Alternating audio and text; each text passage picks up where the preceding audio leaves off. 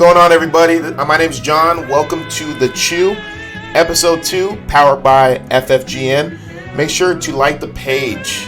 The page is up there scrolling on the screen. Fantasy Football Guru Network. And then Monday through Friday from 3 to 5 p.m. EST. Make sure to tune in on the page for The Man Show. Mike and his guys do a really good job to cover anything recent, all sports, professional, college. Doesn't matter. It doesn't matter. So just go ahead, follow their page too, The Man Show. Good page. Lots of recent stuff. They post all day. So check it out.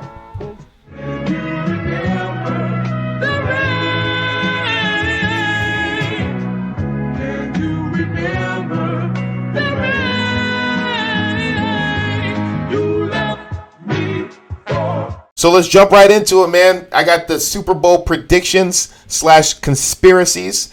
I say conspiracies because I feel like the NFL is more involved in who makes it to the big show than we think. They're partnered with the WWE or something like that. You know what the WWE, you know how they get down. So it's up to you. It's your opinion. But some of that wrestling stuff, man, I don't know. I think it's definitely orchestrated more. I got a few that I think that are going to happen, a few Super Bowl predictions. So I just want to spit some off. If you agree, go ahead and comment. If you don't agree, go ahead and comment. No matter what, Brady versus Belichick. The history is there. Everyone knows about Brady and Belichick. We know how many wins they have. They know what they've done, right? They're both going into the Hall of Fame because of one another, right?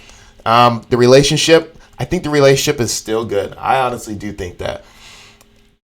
Brady's relationship with Robert Kraft, I don't know too much about, but I think Bill Belichick and Brady are still in good spirits with each other, good faith. But who knows? Maybe they aren't. You know, maybe Tom comes out and says, I already know what Bill's gonna run.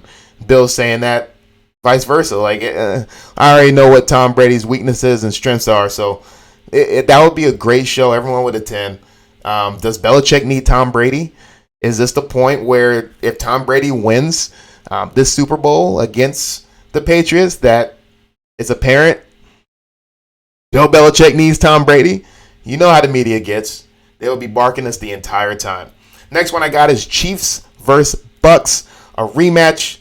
Viewership wasn't too high last year, which is understandable. Does Tom Brady make it to where Patrick Mahomes' kryptonite is Tom Brady? You know what I mean? So a lot of things go into it. Watt versus Watt. I'm a Cardinals fan. You all know this. TJ Watt versus JJ Watt. Brother versus brother. Perfect family image. There's like 3 brothers in the NFL at the same time? That's nuts. That's nuts. And then if Larry comes back for his 47th season, is this his last hurrah, right? Wouldn't the NFL love anything? They wouldn't love anything more than to give Larry a farewell in style. And that's a Super Bowl champion. And I want a rematch with the Steelers from that non-catch crap they had. That I almost, oh my gosh, I almost jumped through a window and like punched the concrete because of that catch. Whatever. All right. Do you need a big 3 in the NBA in order to win an NBA championship? Right? And I'm thinking on the wavelength of this was planned. Guys recruited each other, pillow talking, jumping in DMs. Hey, come here. You come there. I'm not talking about the teams that drafted those players, developed them, only recruited while they're coming out of college. You know what I mean? So there's going to be 2 different columns for that. So I'm going to start off with the guys that started it. I'm going to start off with the Celtics because no matter what you say, listen, they started this whole thing. 2008 Celtics. Let's go ahead and put them on over there. Kevin Garnett was calling everybody and their mama. whenever he was in free agency and wanted to know where to go. No, of course he's going to go with his buddy Paul Pierce. That would have been nice. He also talked about how he wanted to go to the Lakers and meet up with Kobe. That would have been tough. But, yeah, they're definitely over in this column. Lakers, 2009 Lakers. Kobe, Paul, Lamar, 3 All-Stars. Bynum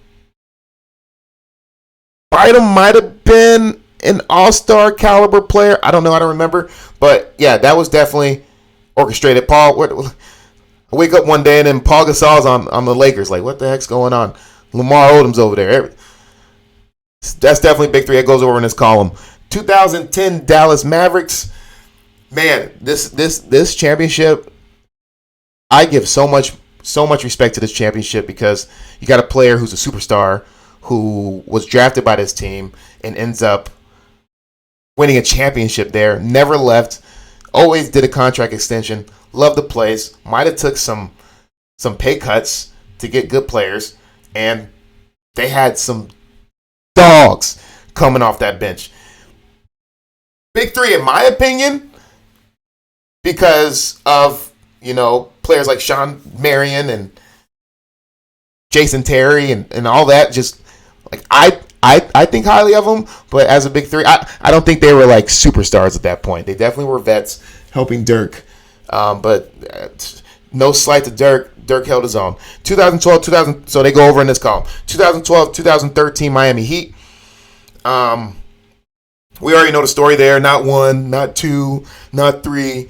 We already know the story there. 2014 Spurs. Drafted all those guys. Kawhi Leonard going off in the postseason. Danny Green when he can hit a freaking shot. That's not a big 3. Goes over in the column with Dirk. I got Golden State Warriors 2015. The way Andre Iguodala was playing made him seem like he was a part of the Big 4. I only say Big 4 because the other 3 to me are Big 3, but they were drafted. That was a good front office move, is to pick those guys up in different years and have it all mend together. Good coaching, by the way. But and I put Draymond in there with the Big 3 also. He's in that conversation. Stop acting like he's not a Hall of Fame. But yeah, those guys are also, they don't count. I don't think it was orchestrated at all. They're going to go ahead and go in the column with the Mavs and that 2014 Spurs team I was talking about. Moving right along, 2016 Cavs. That's the Big 3. LeBron goes back home, picks up Kevin Love. Kyrie's there. That's an instant Big 3. Beautiful, beautiful, beautiful. So that, I would say that's orchestrated because Kevin Love was forced to come out there. I think LeBron did hit him up. Nobody wanted to join LeBron back then. But yeah, LeBron definitely hit up Kevin Love. Orchestrated. 2017, 2018, Golden State Warriors. Oh, Kevin Durant, the snaky snake, assassin, Trey 5. He joined the team. That's definitely Big 3. That's definitely orchestrated. What's going on over here with the other ones? 2019 Raptors. Kawhi Leonard comes out there and says, "I don't need you, Pop. I'm out here in my New Balances, hitting shots, clutch shots, watching Embiid cry." Came out, did his thing. I mean, he just got out there. It wasn't really orchestrated. It wasn't really any recruiting effort. He just wanted to show what he can do on his terms, and he can. That caliber of a player can definitely do that in Toronto. 2020 Lakers. Not a Big 3, definitely a Big 2, but that bubble play was just different to me, man. I don't respect it as much. And no slight against Rondo, but the man was lights out. Every single shot he threw up, that it went in. I didn't watch all of it to the fullest, but he was hitting everything. So go ahead, comment below. Let me know what you think. Do you need to have a Big 3 to contend in the NBA championship? Let me know. I'm going to jump right into Deshaun Watson. If you don't know what's going on, there's a lot of allegations about Deshaun Watson. 14 civil lawsuits, 22 accusers, and allegedly it's all because of sexual misconduct. If I'm thinking as I'm going to put on my NFL executive hat here for a second, and because if you think about it, the NFL is really quiet about this thing, man. Like, I'm thinking like them, 40% of my audience are women, and I dropped the ball with Ray Rice. You know what I mean? So, like, and also Kareem Hunt, like, didn't we said, oh, Kareem, you're good, right? Until that video came out, and it was like, nah, we can't mess. You ain't playing no football for a year. Go anywhere else but here. So, I mean, all this Deshaun Watson stuff is fishy to me, man. Like, almost every massage therapist was assaulted by Watson. Texans didn't hear about it. And is this about money? This is all open base. I'm just questioning it. This is all questions. I absolutely have no idea. But I know that an offer was dealt to Watson from a lawyer for $600,000 for all this to go away.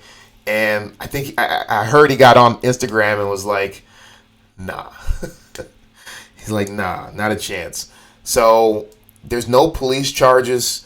The Texans are in place to drop this man without paying him. And you remember he signed that $120 million contract. He can basically go from top tier quarterback to nothing. So I want to hear your opinion. What do you think about that? So what do you think is going on? Go ahead and make your own assumption. Comment below. Thanks for watching today's episode of The Chew. I'm going to try to be on every single Friday, 7 p.m. CST. Make sure to check us out. Share this video. Comment on it. Like it. Do whatever you feel. Thank you for watching. Join this Facebook group, Sports Talk Gurus. See you guys next Friday.